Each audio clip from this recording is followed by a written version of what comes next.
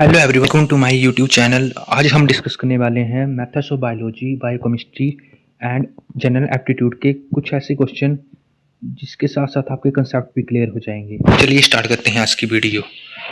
अब ये first question है हमारा।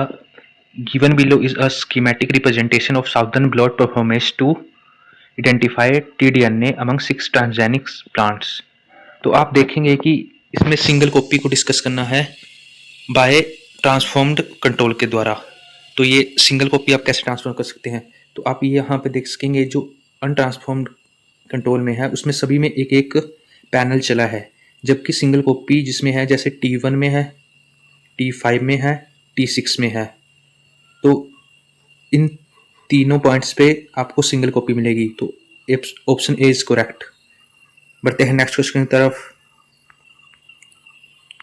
अब ये क्वेश्चन है, इसके साथ साथ आपको एक्सप्लेनेशन भी दी गई है कि इससे पूछा गया है कि जो 2 आइडेंटिकल बैग्स और जो 2 आइडेंटिकल बॉक्सेस है वो प्लेस्ड कर गए हैं, तो आप उनकी बीच की हाइट बताइए। तो एक आप देख सकेंगे कि एक की हाइट इस रैंप के ऊपर से है 88 सेंटीमीटर और एक जो बैग है बैग के ऊपर से है 62 सेंटीमीटर। तो हमने एक टी को एक मीडियम माना है हाइट नापने का, जैसे टी माइनस टी बॉक्स। तो ये जो बॉक्स है टी का, ये वाला box T box plus T bag, ये वाला T bag equal to 88 centimetre जो हमें दिया गया है। उसके बाद टी माइनस बैग, ये बैग है, और प्लस टी बॉक्स, तो ये ऊपर वाला टी बॉक्स और 62 ये दिया गया है। तो आपको सिंपली इन दोनों को काटना है एंड 2t आएगा, इक्वल टू करके इन दोनों को प्लस करना है और ये 150 आ रहा है, तो टी की वैल्यू 75 आ जाएगी। आई होप आप इजीली समझ चुके होंगे। बढ़ते हैं नेक्स्ट क्वेश्चन की तरफ। अब ये सेम पिछले की तरह क्वेश्चन है, इसमें आपको कुछ कॉपीज बताई हैं, इसमें डबल कॉपीज आपने निकालनी है। तो आप ए में देख सकेंगे 2 कॉपीज हैं, बी में भी 2 कॉपीज हैं और ई में 2 कॉपीज हैं। बाकी आप यू टी यानी अनट्रांसफॉर्म्ड ये देख सकेंगे, ये सभी में कॉमन है। तो ए बी एंड ई, तो बी ऑप्शन इज करेक्ट। बढ़ते हैं नेक्स्ट क्वेश्चन की तरफ। अब ये कुछ टर्म्स हैं जो आपको पता होनी चाहिए, जैसे 3 डायमेंशनल स्ट्रक्चर कहाँ से मिलता है आपको, तो ये हमें मिलता है न्यूक्लियर मैग्नेटिक रेजोनेंसिंग से। उसके बाद जो बी है आयनिक चार्ज, तो आयनिक चार्ज करता है आइसोलेक्टिक फोकसिंग। उसके बाद जो बाइंडिंग स्पेसिफिसिटी है वो करता है एफिनिटी क्रोमेटोग्राफी। तो आपको इसमें से एक भी मालूम होगा तो आप निकाल देते। और उसके बाद मॉलिकुलर साइज, तो वो होता है साइंटिफिकेशन में। तो बी ऑप्शन इज करेक्ट। आप साथ साथ देखे भी जाएं कि इनमें से अगर इस बार जून में कोई क्वेश्चन बने तो आप उसको कैसे टैकल करेंगे। बढ़ते हैं नेक्स्ट क्वेश्चन की तरफ। अब ये क्वेश्चन है, एक स्टूडेंट में एक क्लास में 84 स्टूडेंट हैं, जिसमें 29 स्टूडेंट फेल होते हैं साइंस में और 43 स्टूडेंट फेल होते हैं मैथ्स में, और जो 70 स्टूडेंट है वो पास होते हैं दोनों को मिलाकर। तो सिंपली आपको करना ये है कि 84 स्टूडेंट है, 29 माइनस करो जो साइंस स्टूडेंट है, बचे 55 और 55 से माइनस करो 17, जो बच गए 38 जो कि पास स्टूडेंट है। तो 38 है यहाँ पे। उसके बाद सेकंड है 43 स्टूडेंट फेल हुए हैं मैथ्स में, तो 84 माइनस 43 यानी 41, और उसमें से जो 70 स्टूडेंट पास हुए हैं माइनस 17 इजकल टू 24। तो सिर्फ सी ऑप्शन में ऐसा आंसर है। बढ़ते हैं नेक्स्ट क्वेश्चन की तरफ। अब ये क्वेश्चन है मैथ्स ऑफ कॉलम। तो आपको जैसे पता होगा कि अगर पोजिटोन एमिशन है तो उसमें रेडियो एक्टिव मटेरियल आता है। तो बी का फर्स्ट सेकंड ऑप्शन में है। उसके बाद जो फंक्शनल मैग्नेटिक रेजोनेंस इमेजिंग है उसमें होता है, वो डिटेक्ट करता है change in blood oxygenation and flow due to a neural activity. तो ये थर्ड ऑप्शन के साथ जाएगा। उसके बाद जो कंप्यूटर टोमोग्राफी है वो ब्रेन की इमेजेस डिटेक्ट करती है बाय एब्जॉर्प्शन ऑफ एक्सरेज, तो इसका फोर्थ ऑप्शन के साथ जाएगा। और जो डी है यानी इलेक्ट्रो एनसेफिनोल ऑर्गन, जो फ्लक्चुएशन डाइपोल वोल्टेज में करता है न्यूरॉन्स ऑफ ब्रेन में। तो इसमें आपको अगर पोजिटोन का भी पता होता तो आप कर लेते। बढ़ते हैं नेक्स्ट क्वेश्चन की तरफ। अब ये क्वेश्चन है, इनमें से कौन सा एटम जो है वो न्यूक्लियर मैग्नेटिक रेजोनेंस स्पेक्ट्रोस्कोपी के लिए यूज़ नहीं कर सकते आप। तो इसकी एक सिंपल सी ट्रिक है कि जैसे आपके जो न्यूट्रॉन एंड इलेक्ट्रॉन और पॉजिट्रॉन हैं वो सभी इवन नंबर ओड नंबर में होते हैं, सॉरी, तो उनको ऐड करेंगे तो आंसर भी ओड आएगा। जबकि ऑक्सीजन इसमें एक इवन नंबर कंपाउंड है तो ऑक्सीजन इसका आंसर होगा, जो नहीं होगा। बढ़ते हैं नेक्स्ट क्वेश्चन की तरफ। अब ये क्वेश्चन पूछा है कि जो एम्पलीफाइड फ्रेगमेंट लेंथ पॉलीमॉर्फिज्म है AFLP, उसमें क्या होता है?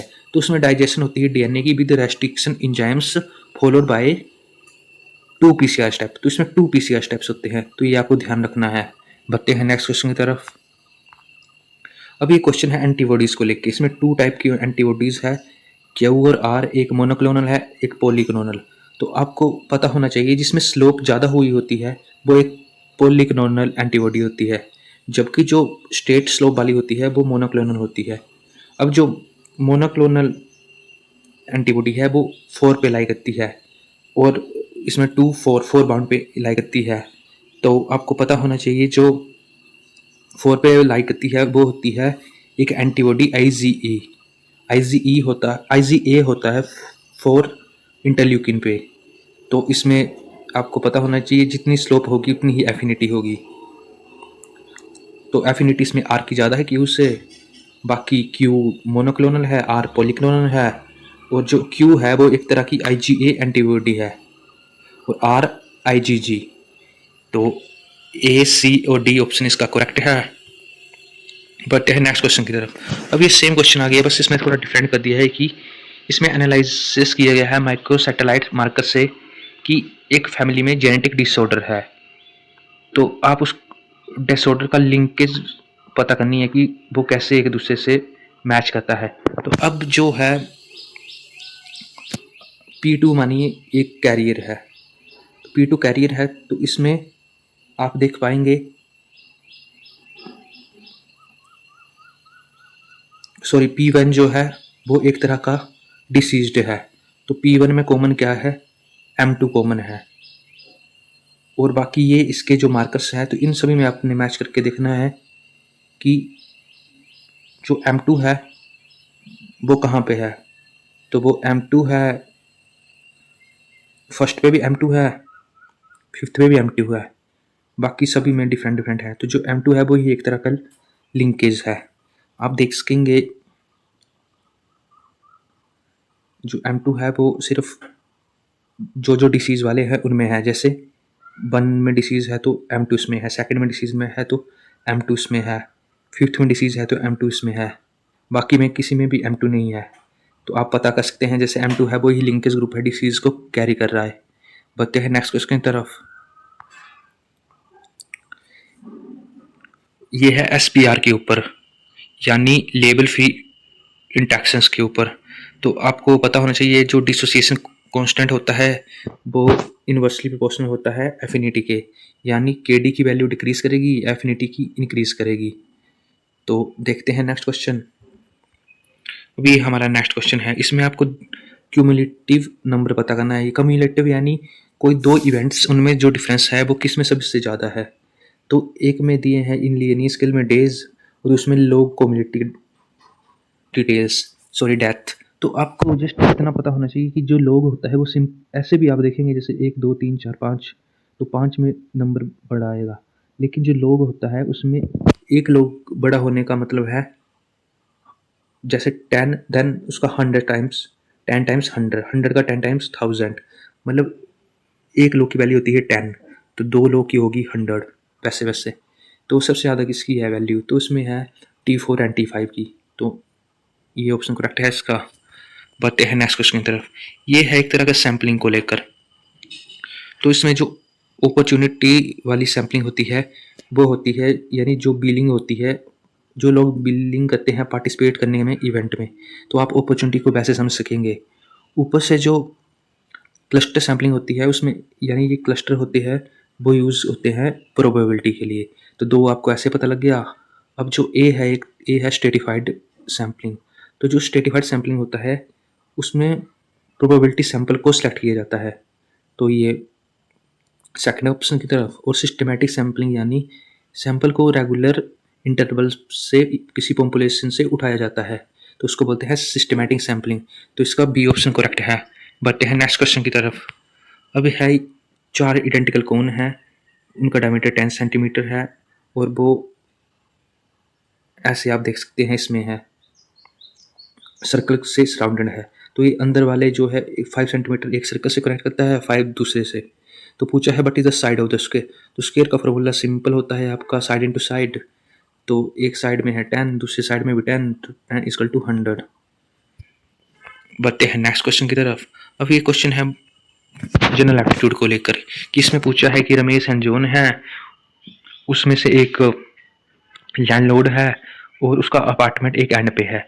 अब जो रमेश का अपार्टमेंट है वो जॉन के नेक्स्ट नहीं है। तो सीधी बात है, अगर रमेश का अपार्टमेंट जॉन के नेक्स्ट नहीं है तो उसके नेक्स्ट किसी और का होगा अपार्टमेंट।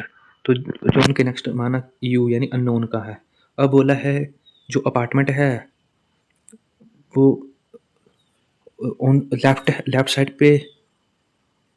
पे नहीं है और ना ही मिडल में है। और जो बताया है कि रमेश का जो अपार्टमेंट है वो जॉन के राइट साइड पे नहीं है। तो सिंपल सी बात है कि लैंडलॉर्ड कौन है। तो सीधी बात ये जो रमेश है वो ही लैंडलॉर्ड है क्योंकि उसका ही सबसे अलग है इसमें। बढ़ते हैं नेक्स्ट क्वेश्चन की तरफ। ये एक तरह का मैजदा फॉर्मिंग है जो हाइब्रिडोमा टेक्नोलॉजी होती है वो करती है आइडेंटिकल एंटीबॉडी की फॉर्मेशन। उसके बाद जो माल्टीटॉफ होता है वो किसके लिए यूज़ होता है, वो होता है मोलिकुलर वेट ऑफ प्रोटीन्स के लिए माल्टीटॉफ। उसके बाद आयन एक्सचेंज क्रोमेटोग्राफी ये किसके लिए होती है, ये होती है separation of technology according to charge.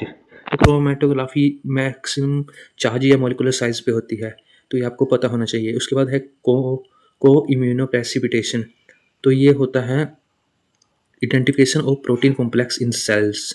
तो इसका बी ऑप्शन करेक्ट है। बढ़ते हैं नेक्स्ट क्वेश्चन की तरफ और ये आज हमारा लास्ट क्वेश्चन होने वाला है। इसमें बोला है कि सिंगल ऑथर है, उसने 5 बुक्स को राइट किया है और अदर ऐसा कोई ऑथर नहीं है जिसने किसी भी को ऑथर के साथ काम नहीं किया है। तो सीधी सी बात है 5 हमारे ऑथर हैं और जो इनके इवेंट हैं वो मैंने यहाँ पे लिखे हैं। तो जो डिफरेंट इवेंट होंगे वो एक को ऑथर के होंगे। तो जैसे एक हो गया 1, 2, एक 3, 4 होगा, एक 4, 5 होगा। तो 5 ऑथर के हैं, 3 को ऑथर के हैं, टोटल हो गए 8। तो आई होप आपको समझ आ चुका होगा। बस ये आज हमारा लास्ट क्वेश्चन था। तो आई होप आपको कुछ कॉन्सेप्ट समझ आए होंगे। अगर समझ आए होंगे तो आप मुझे मोटिवेट करने के लिए मुझे लाइक करें, सब्सक्राइब करें। मिलते हैं जल्द ही नेक्स्ट वीडियो में। Thank you so much.